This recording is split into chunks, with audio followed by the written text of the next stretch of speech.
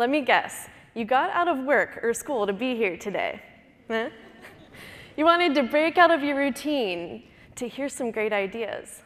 You escaped for the afternoon to imagine the possibilities. You don't have to sit at work, stuck at your desk, clicking through your emails and waiting for the workday to end. This is how many of us think about work in America, isn't it? We clock in, we work our 9 to 5, take a quick lunch break, often tethered to our phone and our boss, and then we get home just in time to make dinner, watch some TV, go to bed, and do it all again tomorrow.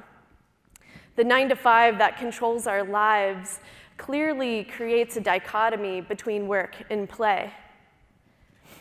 But life doesn't have to be this way. Instead, imagine waking up, not to the burn, burn, burn of your alarm, but to the sun peeking through your blinds. Imagine stretching as you get up, taking the time to cook a full breakfast, and then sitting down to actually think about what you want to accomplish during the day. Imagine writing down 3 items tops, and then actually checking those items off your list. Imagine working until you get those things done, and then taking the rest of the day for yourself, not pushing until 6 p.m. or later. And then imagine having the money and the time to experience everything you want in life. Maybe travel to some far-flung places, seeking out new adventures, or exploring some new hobbies. This lifestyle is part of the new freelance-based gig economy that's developing in America.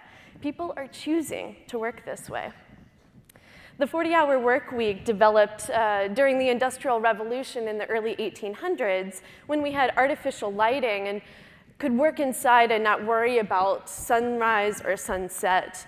That's largely persisted until the past decade because we always had to go to a place to work, whether that was on a blue-collar manufacturing floor or a white-collar desk job. But that's changing for some workers. According to a 2014 survey commissioned by the Freelancers Union, 34% of Americans are independent workers. And they project that by 2020, that could go up to 40%. Independent workers are also known as freelance or remote, which means they can work from anywhere in the world. Now that we can do so much with our portable devices, a lot of part-time and full-time jobs can be done from anywhere and at any time. And studies are showing that these workers are healthier, happier, more fulfilled, and have a more flexible schedule. And this is what workers want, and it's what the current generation is making happen. As of 2015, Millennials took over as the largest generation in the workforce. And 72% of those Millennials, myself included, and many of you out there, value time and experience over money and things in our careers.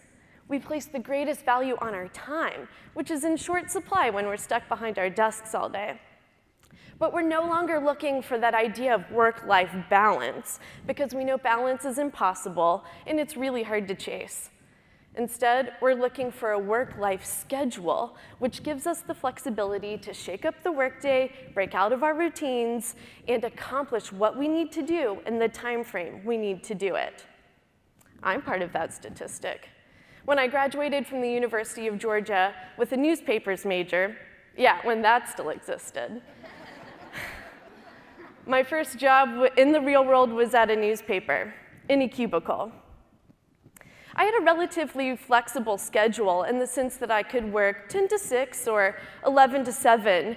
But after about a year in that job, although I had wanted to do journalism my whole life, I began to feel stifled. I was still at that desk 5 days a week, if not 6 or 7, and I was still always tied to my phone and email in case my editors needed me.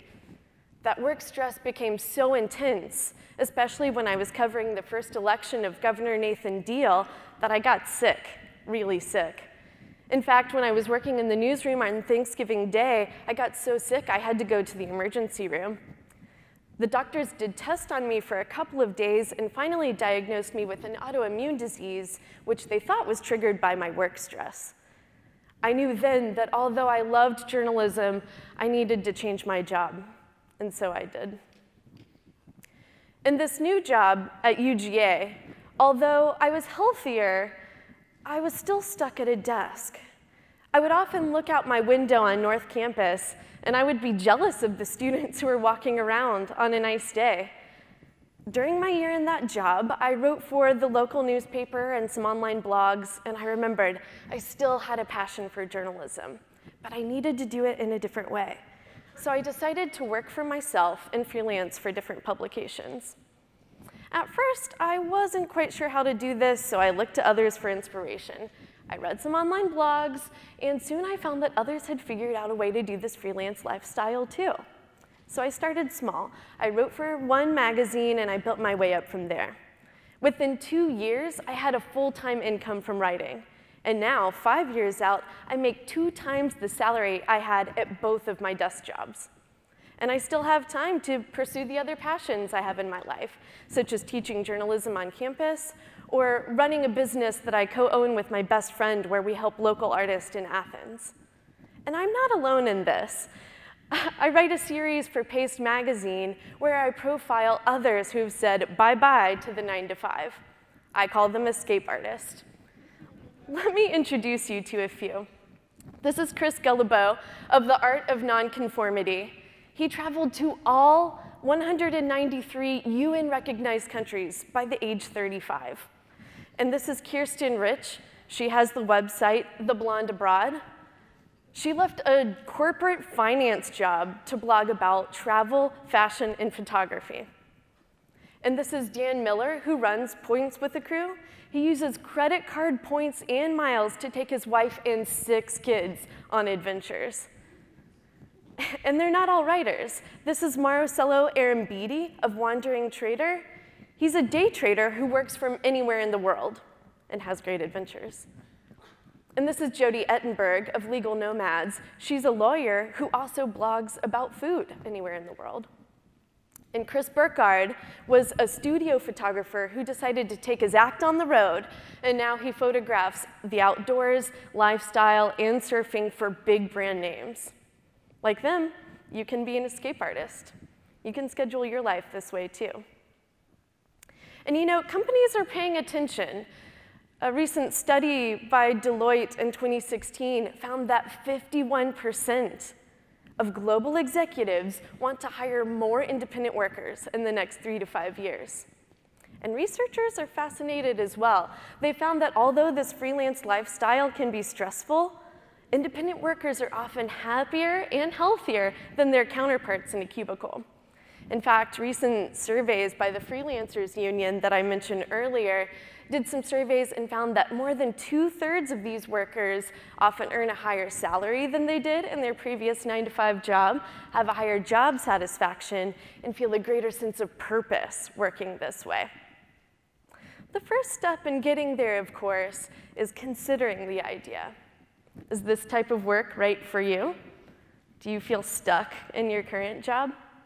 Have you ever wondered what it would be like to break outside of the confines of work as we know it? It's possible, and you can do it. You know, instead of one trajectory, one career path, and one choice, we actually have multiple trajectories, multifaceted futures, and several choices about what we want to do and who we want to be. It's never too early nor too late to make our daily lives what we want them to be. The internet has definitively changed the way that we work, and industries are adapting. Now, individual workplaces are beginning to transform. Essentially, the way that we work is changing, and the question we have to ask ourselves is, are we ready to change with it? Thank you.